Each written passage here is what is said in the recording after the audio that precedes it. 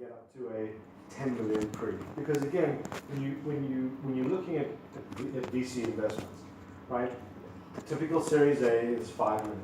Typical Series B is 13 to 17 million. So you kind of have to position your company for the right investor at the right stage. So, if you're looking for, 2.2 million, it's a really hard number to raise. It's kind of beyond a lot of angels. It's maybe more than the micro seeds, and it's far less than the VCs want to invest. So you've got to be strategic in terms of how you figure out, what the inflection points are, what you're going to use as an inflection point.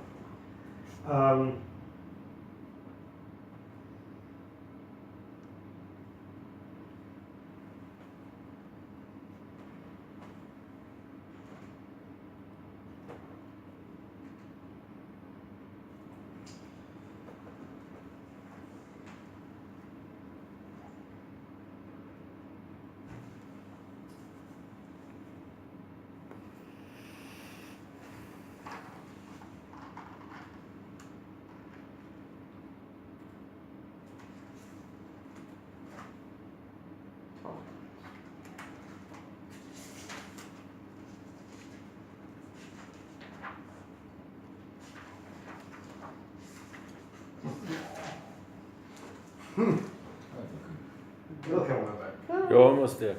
Okay. They always come back. So these are the decisions that we have to make in terms of the funding strategy. For the most part, clients will bootstrap to a certain point. Then you're looking at a friends and family. Maybe it's friends and family right away. Bootstrap some more. Get angels, then go VCs. But I think it's really important for you to do the analysis and say, what are the inflection points firstly? What's the time and money to get from one inflection point to the next? And then figure out how you're going to get there. Because this is really, really crucial. Where I see people ultimately coming up with a less than stellar exit is that they just have taken too much too soon. I had a woman in my office. She was doing a company again. She built a company over 10 years, sold it to RSA, $350 million. I said, wow, you had an amazing exit, And I always kind of say to them, in my mind, mentally, like you had this most amazing exit and you're coming in saying we want to try and raise $250,000 in angel money. So obviously it couldn't have been such a stellar exit, right? Even though it was $350 million. So she said, look, at the end of the day when we sold the company to RSA, I had less than 0.5%. I'm like, you are kidding me, that's my kind of exit. Like, how did you do that? She said, the mistake that I made, my first raise, I took 4 million on a 3 million pre. 60% of the company gone first raise. Yeah. So Andreessen and Charles River Ventures were the primary investors to exit. And they got, virtually everything. That's like so sad. From the day she took that 4 million on the 3 million pre, she was working for the investors and not for herself. She didn't realize it, but it was over, right? And they were stupid. Well, she didn't get good advice. She was the key person, she was the founder, they should have compensated all the time to keep her satisfied. But she did. She stuck with the company, she got it to exit, she that. sold it for $350 million. Yeah. They actually didn't even want her to sell. They did not want her to sell. But at the end of the day... This is why. Pardon? This is why she sold. No, Just to get rid of it. I don't think so. I think That's how it sounds. Anyway, will stick to the company because it's she thought that RSA could do a better job in really, taking the company to different levels where she couldn't take it. Of course. But Andreessen believed that she could. But ultimately, they gave her the freedom. They made a very, very, very nice return. But just really, really sad when I hear that. Yeah. So I said to her, like, why didn't you raise enough to get to an inflection point? She goes, Roger, I just was so unaware. That was not my core competency. I was a CEO. I was focused on this, and people didn't tell me. I didn't have great advisors. It seems incomprehensible that she could have done convertible debt or whatever she could have done, just raised so to get from one inflection point to the next. And her entire life would have been different.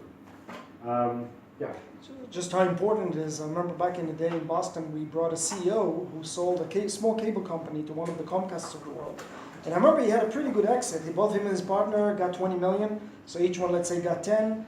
After tax, you may be left with 7. Got a divorce, left with 3.5. 3 children through Harvard, another million too. And then people think you can burn your money. I mean, it's so easy. It is so key to have as much as you can because it's so easy to lose. I mean, it's amazing. Absolutely, absolutely. But more than that, I think it's the time that you put into it, that you should feel good about the amount that you get just based on how much time, effort, and koyach you spent in, getting to that point. Yeah. But you can start from the beginning. I mean, I remember, I went from South Africa, did a little stint in Israel, and then did my startup, right? My mother used to call me all the time and say, "Oh, darling, how things going?" I go, "Great, great." I'm sitting in this apartment. I've got a bed. I've got a box with a TV on top of the box, and my nightstand was the box the lamp came in. That was the sum total of my furniture, right? And I would eating junk takeout every night, just like, "Oh, that's so great. America's so great to you. You're doing so well." And I'm like, yeah. Don't worry. And then she said, "Oh, I got great news. Your father and I are coming to visit." I'm like, "Oh, crap," So I went to this place. It was called Aaron's Rents and Sells. So they rent furniture. Like the truck backed up to the apartment. I rented it for a month. Pictures on the walls, plants in the corner, sofa, chairs, the whole suit. My mother arrived, she goes, "Oh, this is fantastic, this is so great, wow, you're doing so well." They left, the truck backed up, and I'm sitting on the floor again. I mean, people have no idea, they haven't done startups, they have no idea how hard it is, Anyway, so that's why you really want to make sure that you get what you really should get when you exit. So again, if you're looking to bootstrap as far as you can. I mean, that's my advice to my clients. I just say bootstrap as long as hard as you can, because the further down the road you get, so the greater the inflection point, the greater the pre-money, and the less of the company you're going to give up. Maybe one thing is just to be very aware about the market, which is starting to burn, because then you have to hurry up, because bootstrap is still slow. Right, so it depends on, do you have IP or not? Right, do you have to be a first to market wins? Because if you are a first to market wins, then you have to take a lot of cash and get there first. Right, but if you have a robust IP portfolio and you can afford to take it slower and you can bootstrap longer, because you're going to keep people out just by virtue of what you've got built around you. So yeah, everything is very fact dependent. Thanks for coming. Sorry it's been so late. So anyway, this is something that you really need to think about. Think about in your own mind. How much do I need to get from one inflection point to the next?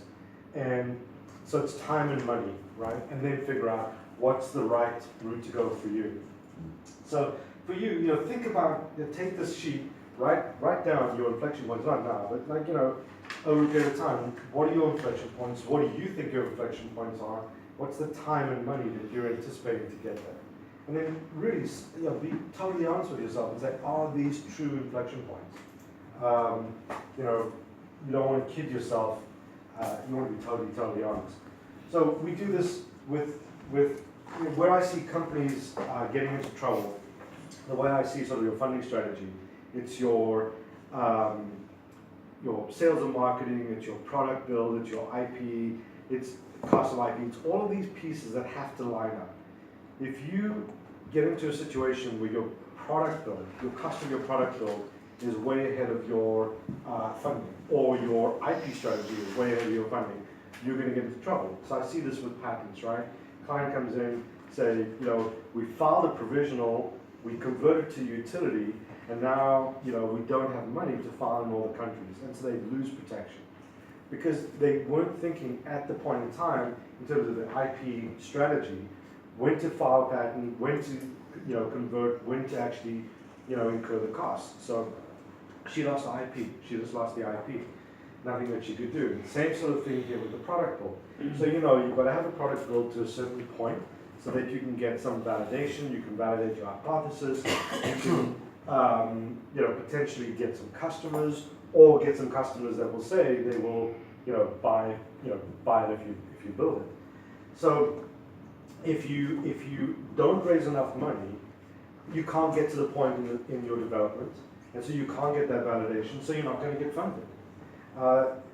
And so your funding strategy is sort of an alignment of all of these pieces: product build, sales and marketing, your GA, all of that. If there's any piece that's out of whack, out of alignment, you can get into real trouble.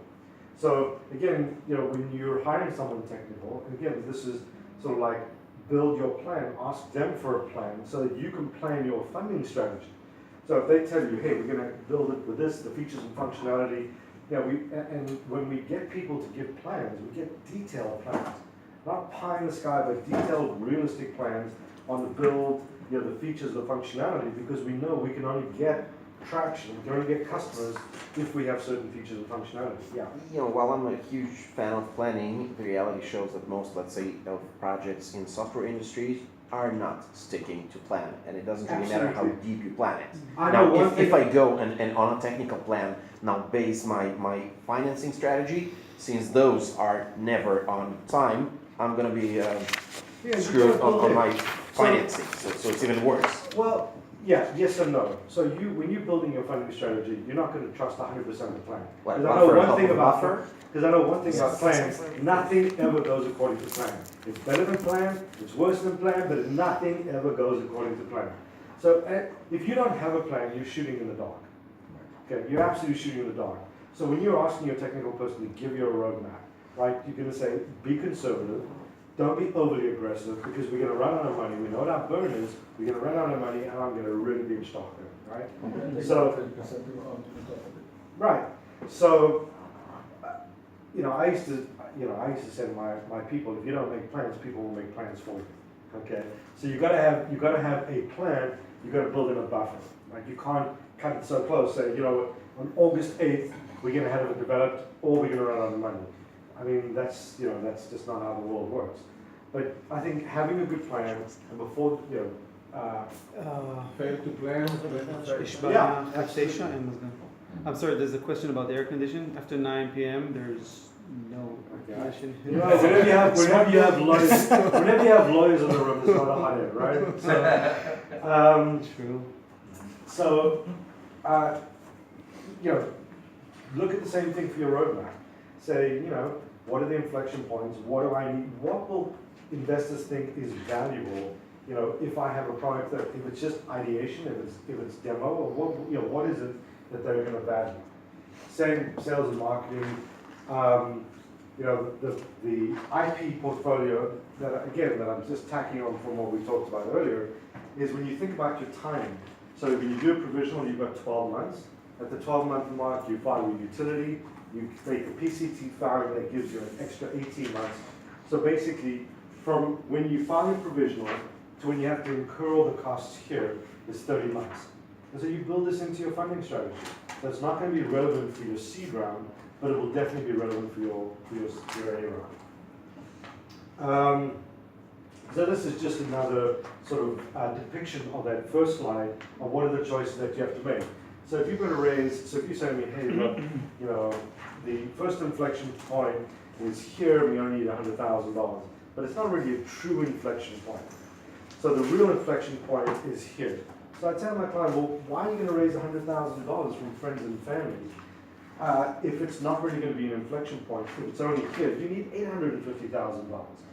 So maybe, set up a raise now, take your friends and family money, do it on a convertible note, do it on a safe, or whatever, and continue to raise, but set it up for an $850,000 raise. Because you're going to stop here, you're not going to be anywhere that's really a true inflection point, so how are you going to raise this money? So these are the things that you're going to have to sort of think about.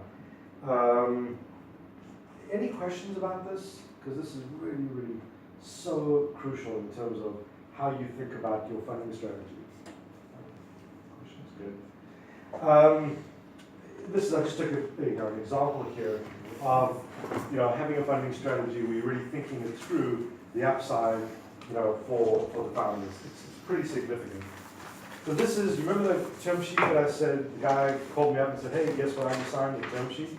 So this was ultimately the exit analysis that I had to do for the VCs. So we were about to do our Series C, and I started looking at the numbers. So this was a SaaS company. The company was doing about $1 million a year in recurring revenue. And now we're going to do the Series C. So if these guys really executed, and they had a $200 million exit, 4 founders, if they kicked ass, had a $200 million exit, and they would split $10 million between the 4 of them. This is what the founders would walk away with, and because a lot of it was under options. The money that they would get would be ordinary income, so they'd end up paying 40% tax on their $2.5 million each. To get from $1 million a year in recurring revenue to $50 million to get the $200 million exit would be extremely painful. Probably another 7 years, 5 years of grind. So I had to go to the VCs and say, look, there isn't enough here to keep the founders bound to the company. If they kill it for the next 5 or 7 years and get to a $50 million recurring revenue and get to a $200 million exit, they're going to walk away with 2.5 million gross, probably 1.5 net. Like, why would they do that, right? So I had to really argue with the investors to put in place like a management plan, which would give the managers a piece off the top, 15% off the top, and ultimately, they went for it.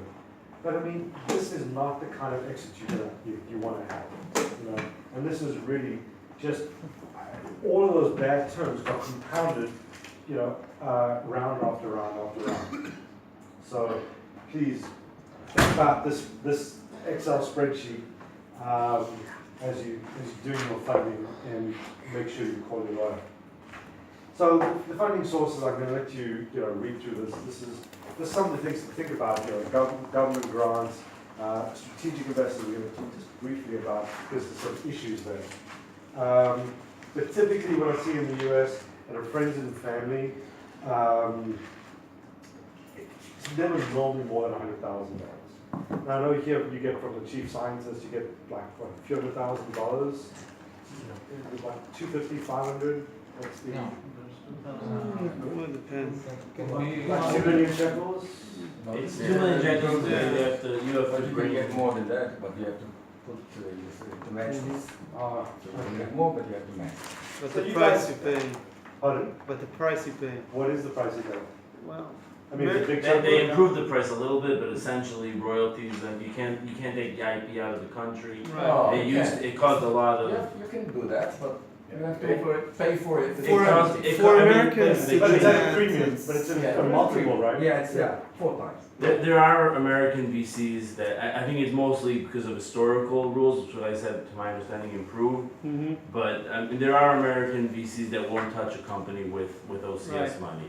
For example, that like I said, mostly because of previous, but which is improved now because I think they put a cap on, I don't know what it is, 3-4 times, 3 times what gets invested, which is much better. But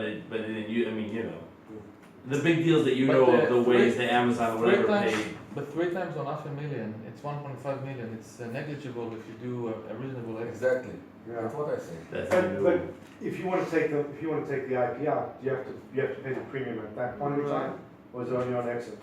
Well, I think it's on exit, but you don't have to pay all the 3 times of the first investment. It depends how much time after the exit the IP is going out of the country. So you can do it gradually and pay less. But if they want the IP transferred to the US as part of the funding, Right. then you have to pay it at that point. Yeah. Okay. Mm-hmm. So they just don't transfer the IP. When Yeah. if you then make the sites exit, it's really that. People talk a lot about crowdfunding, the Jobs Act and everything. I don't see it as a viable alternative for my clients, for the most part. Typically, if you've got 1,000 or 2,000, people on your cap table, you're unfundable. I mean, you're just totally unfundable. So this, for most of my folks, is not an option. So does everybody know about crowdfunding as opposed to Kickstarter or Yeah, but that's different? You know, One is selling equity and our one, crowd, but our crowd, yeah, so yeah. they have a solution to that. yeah. I'm actually meeting with them today tomorrow, so we'll Okay. look forward to that. So funding sources, high net worth. This is my favorite group to go get money from at early stages because they're not. Maybe it's different in Israel, right? But in the States, they're not. They're not like the angel groups, which are more like VCs. They're high net worth individuals. They've had successful exits. They're more amenable to convertible debt. They're not as valuation sensitive or in terms of the cap if you're doing convertible debt. So this is my sort of favorite targeted investor, the high net worth individuals. So if you're raising in the States anywhere from $250 to $1 million, $1.5 million, people that write $100,000, $150,000 check. It's a great way to go. Angels in the U.S. they look more and more like VCs. Angel groups like Band of Angels, Samuel Angels. And they are very much more valuation sensitive. Is it the same here? Yeah. So I think you've got to be really careful making sure that you're not taking too much from angel groups because your valuation is going to be lower. VCs, you all know a lot about. So strategics, you want to be very careful of. Like on this Bosch deal, they're only interested in one particular aspect of the product for order. And I can see this is going to be really, really bad for the company and for my founder because they're going to be driven just by this one piece and all of the other applications for this 3D camera are going to be ignored. So when they invest, they're going to be focused in terms of the R&D, in terms of all of the focus of everybody is going to be on order. And that's going to be a problem because there's such a great market for this product that goes way beyond this one particular focus of Bosch. So, it's a tough one. Any kind of exclusivity. Right, so you need a good lawyer that's restricted. Yeah, but you know what? When you've got a founder that's desperate, and there's no other offers on the table, the best that you can do is lay out all of the potential issues so that they can make an informed decision. That's it. I mean, I don't think he's ultimately going to take the deal because there are so many negatives now that are compounding. At the end of the day, you sometimes have to say, it's such a bad deal that yes, I'll get the money, but it's not going to be worth anything, right? Because I'm maybe going to end up without a job, without a company, and so the result may be the same. So the one thing that you should really watch out for with strategics is any kind of exclusivity, whether it's marketing, whether it's manufacturing. And the one thing really to watch out for, I see this a lot in biotechs, right of first refusal. So a lot of times they think, well, that's not a big deal. So if I want to sell, I got to give them, a right of first refusal. But in practice, I mean, think about it, right? So you're getting to the point where you want to exit, and now you're going to say to Abbott, hey, let's negotiate for the next 3 months, and then when we arrive at a deal, you're just going to have to hang on there, because now I'm going to have to go back to this company, and just if they don't want it, then I'll come back to you and you can have it. It really is something that can significantly diminish the valuation. So, if you have to, go to right of first negotiation, but if at all possible, don't give right of first refusal, because it does significantly have the potential to lower the valuation. How can you go around it when they're asking for it? Pardon? How can you go around it when they're asking So- for it? So I think you have to say, look, if you're looking at exclusivity or whatever, the one thing you want to ensure is that you don't do anything that will make you unfundable from anyone else except them, or unattractive to any other acquirer. And if you have exclusivity, or you have that ROFR in there, the chances are you are going to be unattractive to any other acquirer, and for funding, for sure. I mean, you know. May I say something? Yeah. Sorry. But sometimes exclusivity can be Limited, exactly. Well, So yeah, you you got to can- do what you you can can to quota. limit it. you want to sell, okay. First you need to absolutely complete our business plan. But you If won't they get are funded, not. you won't get funded by a VC. Because why should Because the upside is limited to royalties. So, I mean, if you're saying, yeah, you're gonna have minimums and this is what we're gonna get paid and you're gonna fund our business plan, but if they've got exclusivity, there's no ability to sell. I'm talking about if they want exclusivity for selling the product, right? So they have to spend on their quota. I put the quota, right? They have to keep it. If they don't sell enough, they lose it. I'll just give you an example of how sensitive VCs are. So, we were in the middle, it was like a $6 million Series A, and the company was a BI company. Product was early stage, and one of the early adopters was ProFlowers, this friend of mine who was the CEO. And he called me up and he said, Roger, look, these guys are renegotiating the deal. I just want to talk to you. Every time I do something to improve my customer experience, 800 Teleflora, 800 flowers, they copy me and I lose my competitive advantage.